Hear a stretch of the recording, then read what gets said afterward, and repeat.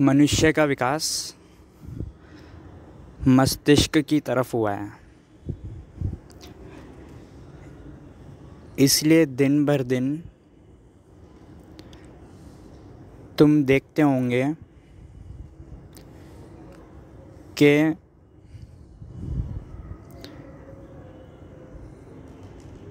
हृदय वाले लोगों की संख्या कम होती जा रही है, हार्दिक लोगों की संख्या कम होती जा रही है। दिल वाले जो लोग होते हैं उनकी संख्या कम होती जा रही है, इतनी कि उंगलियों पर गिन सको। वही दूसरी तरफ क्योंकि मनुष्य का विकास मस्तिष्क की ओर हो रहा है, तो रोज़ बुद्धिजीवी यानी इंटेलेक्चुअल्स की संख्या बढ़ती जा रही है। स्वाभाविक है, सभ्यता बढ़ती जाएगी, सिविलाइजेशन, तो शिक्षा भी बढ़ती जाएगी, ज्ञान का भंडार लोगों को प्रदान किया जाएगा और बौद्धिक स्तर बढ़ेगा, आईक्यू लेवल।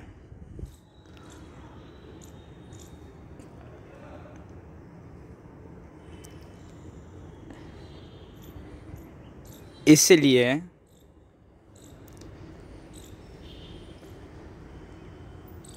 आज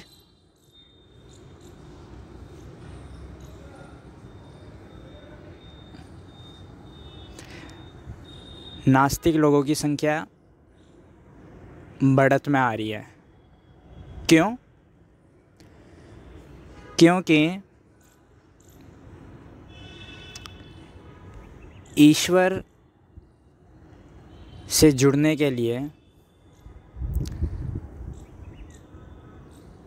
बुद्धि का कोई इस्तेमाल नहीं होता। ईश्वर से दिल से जुड़ा जाता है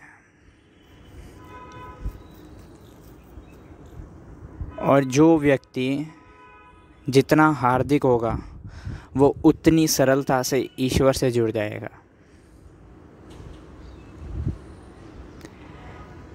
लेकिन पिछले 5000 वर्षों में सभ्यता बढ़ी है, घटी नहीं है, तो मनुष्य हृदय को छोड़कर बुद्धि की तरफ बढ़ा है और बुद्धि का स्वभाव है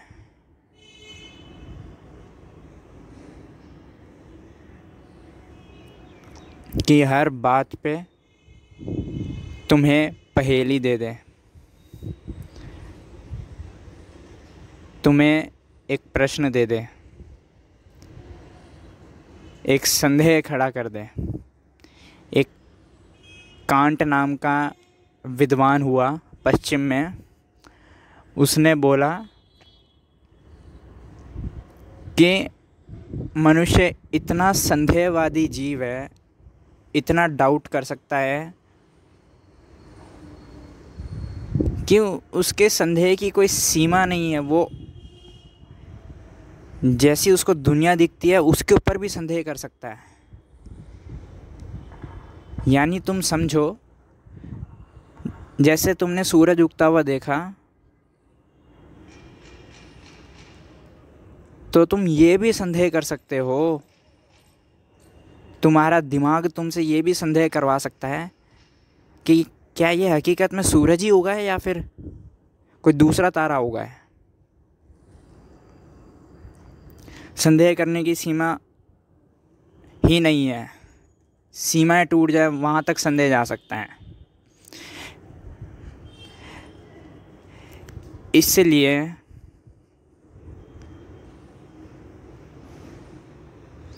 श्रद्धा लाना इतना मुश्किल हो जाता है आज के मनुष्य के लिए। श्रद्धा लाने के लिए दिल का उपयोग होता है। भरोसा लाने के लिए दिल का उपयोग होता है। आस्था लाने के लिए दिल का उपयोग होता है। तुम बुद्धि से कैसे भरोसा लाओगे? बुद्धि तो हर क्षण तुम्हें प्रश्न दे देती है। हर बच्चे को घर में सिखाया जाता है कि बेटा, ट्रेन में अगर कोई चॉकलेट दे तो संदेह करना कि चॉकलेट के अंदर कहीं मिलावट तो नहीं है, बेहोशी की दवा तो नहीं मिला रखी और तुम्हारा अपहरण ना कर ले चॉकलेट देने वाला, फिर तुम्हें बेहोश करके अगर तुम चॉकलेट खा लो। बात ठीक है, सही भी है, संदेह करना चाहिए। कोई पागल ही होगा जो संदेह नहीं करेगा और चॉकलेट खा लेगा और फिर अपहरण हो जाए फिर उसका बेहोशी में। लेकिन ये संदेह करने की प्रक्रिया केवल चॉकलेट तक ही सीमित नहीं रखी है तुमने। जीवन के हर मोड़ पर संदेह जगता है। भले ही तुम बाहर से कितनी भी आस्था दिखाओ, कितनी भी श्रद्धा दिखाओ, भरोसा दिखाओ, भीतर तुम्हारे अंदर भी संदेह रहता है। तुम एक व्यापार में हो अपने साझेदार के साथ, वो तुम्हारा बहुत जिगरी दोस्त है, पुराना दोस्त है, लेकिन वो साझेदार है तुम्हारा व्यापार में। तुम कितना भी भरोसा जताओ उसके ऊपर, तुम बाहर से उसको पूरा एहसास दिला दो, दिलासा दे दो कि तेरे ऊपर पूरी श्रद्धा है, फिर भी चोरी चुपके तुम पूरे व्यापार के हिसाब चेक करते रहोगे समय से समय। क्यों? ताकि देखने के लिए कि कहीं वो पैसों की हेरा फेरी ना कर ले। क्यों? क्योंकि तुम्हारे मन में संदेह उठेगा कि भले ही दोस्त है लेकिन चोरी तो कर ही सकता है। कितना ही पुराना दोस्त हो, कितना ही जिगरी दोस्त हो, चोरी तो कर ही सकता है। ऐसे ही 24 घंटे में करोड़ों संदेह पैदा करता है तुम्हारा मस्तिष्क, करोड़ों प्रश्न पैदा करता है। जब तुम्हारा जीवन ही इतना संदेहवादी हो जाएगा तो श्रद्धा लाना तो मुश्किल होगा ही, भरोसा लाना भी मुश्किल होगा, क्योंकि वो काम दिमाग का है ही नहीं, वो काम दिल का है। और जितना संदेह आता जाएगा उतना तुम दिल से कटते रहोगे, और जितना दिल से कटोगे उतना ही परमात्मा से कटते रहेंगे, और फिर नास्तिक बनना स्वाभाविक है।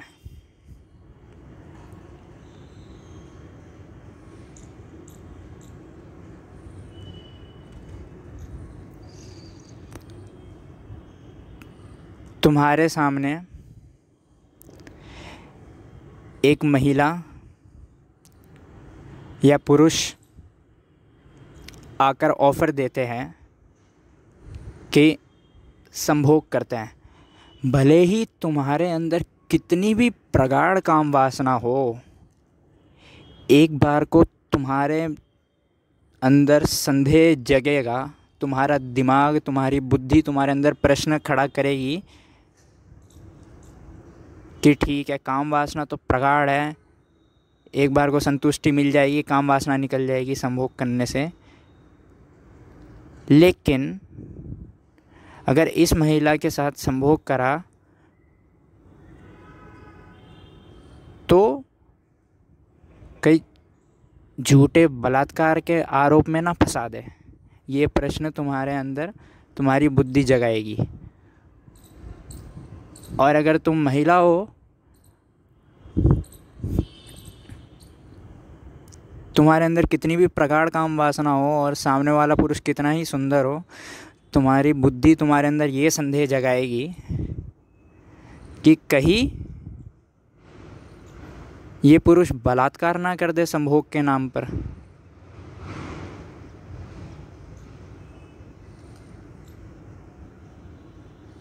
वो तुम छोड़ दो कि संभोग करोगे नहीं करोगे, काम वासना एकदम प्रगाढ़ है, लेकिन संदेह जगेगा, प्रश्न तुम्हारी बुद्धि तुम्हें देगी। इसलिए यही कारण है मनुष्य के बुद्धिजीवी होने के कारण मनुष्य को समझाने में मोहम्मद चूक गए। मक्का वासियों को मोहम्मद इसलिए नहीं समझा पाए क्योंकि मक्का वासी संदेहवादी थे।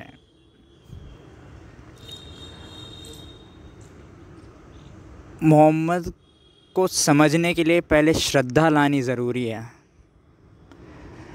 किसके ऊपर श्रद्धा लानी ज़रूरी है?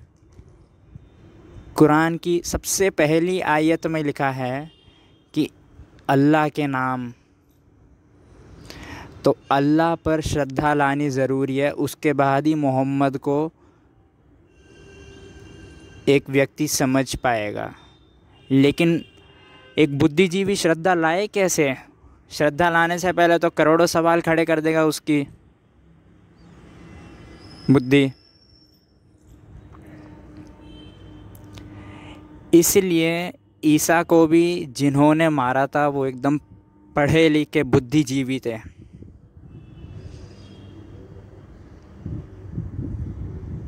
इसलिए कृष्ण भी अपनी बांसुरी बजा बजा कर थक जाएंगे, लेकिन ध्वनि बुद्धिजीवियों के कानों तक नहीं पहुंचेगी। जहाँ मोहम्मद मक्का वासियों को समझाने से चूक जाते हैं, जहाँ ईसा भी समझाने से चूक जाते हैं, जहाँ कृष्ण की बांसुरी की ध्वनि कम पड़ जाती है, वहाँ भी बुद्ध नहीं चूकते। बुद्ध भली भांति जानते हैं कि सामने वाला व्यक्ति बुद्धिजीवी है, तो श्रद्धा का काम लाने से बात नहीं चलेगी, क्योंकि इन तीनों लोगों ने ईसा, मोहम्मद, कृष्ण श्रद्धा का खेल खेला, उसके बाद समझाया। लेकिन जब व्यक्ति ही बुद्धिजीवी है तो श्रद्धा तो आएगी नहीं।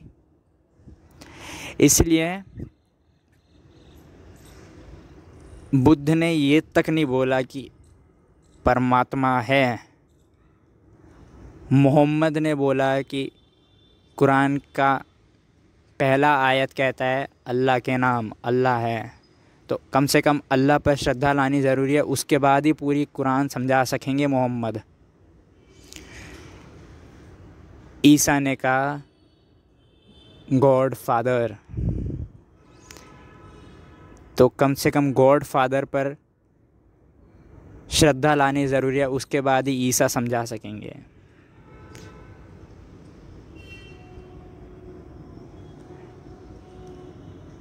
लेकिन बुद्ध ने कहा कि श्रद्धा लाने की कोई ज़रूरत नहीं है।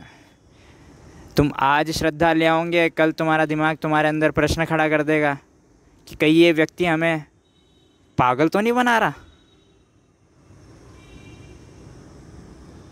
तो बुद्ध कहते हैं, बुद्ध बचते हैं कि आज मैं तुम्हें बोलूँगा श्रद्धा लाने को, कल तुम्हारे मस्तिष्क में ये प्रश्न खड़ा हो जाए कि ये पागल तो नहीं बना रहा, तो तुम सबसे पहले मुझे ही आके गालियाँ दोगे।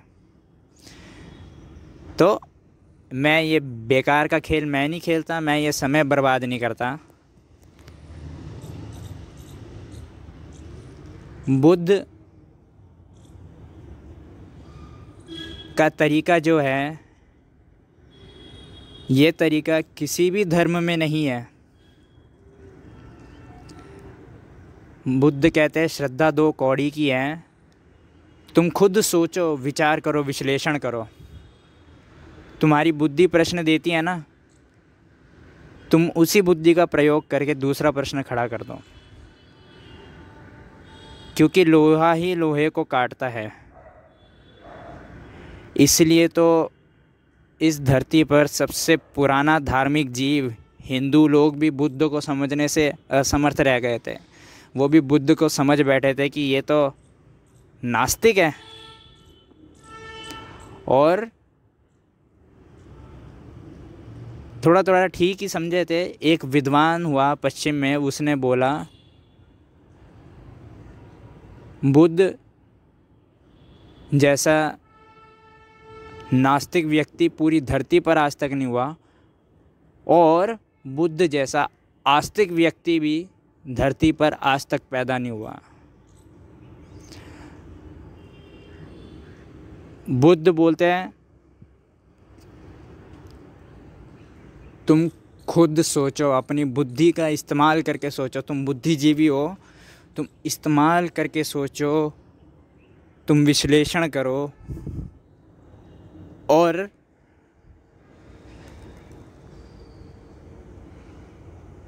जब तुम्हें कोई रास्ता ना दिखे और तुम्हें अगर मेरी ज़रूरत पड़े तभी आना मेरे पास। मैं तुम्हें तब भी श्रद्धा करने नहीं बोलूँगा। मैं तुम्हें ये भी नहीं बोलूँगा कि मैं बोल रहा हूँ इसलिए भरोसा कर लो। मैं तुम्हें मार्ग दिखा दूँगा कि दिल की तरफ कौन सा रास्ता जाता है।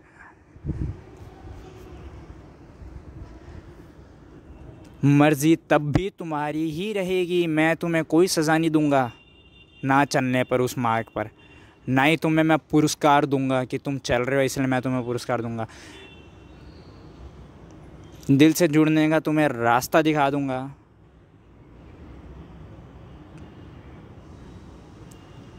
और परमात्मा से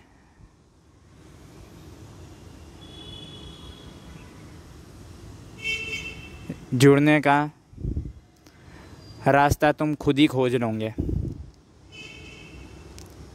एक बार दिल तक पहुंच गए। क्योंकि दिल से निकलती है श्रद्धा, दिल से निकलता है भरोसा।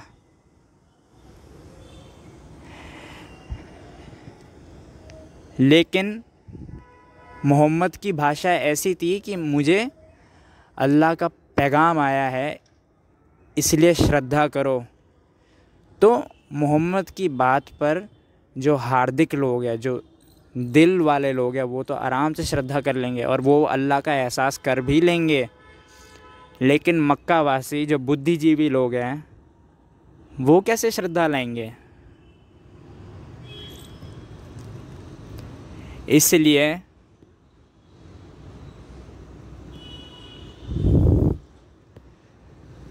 आज भी बुद्ध चूके नहीं हैं। क्योंकि जहाँ बुद्धिजीवी लोग हैं वहीं से बुद्ध की यात्रा शुरू होती है। जहाँ बुद्धिजीवी लोग हैं वहीं मोहम्मद ईसा चूक जाते हैं समझाने में। और बुद्ध केवल इंगित और इशारा करते हैं ध्यान की तरफ। ध्यान ही एक मार्ग है दिल से जुड़ने का। और एक बार तुम दिल तक पहुंच गए तो परमात्मा का रास्ता तुम खुद ही खोज लोगे।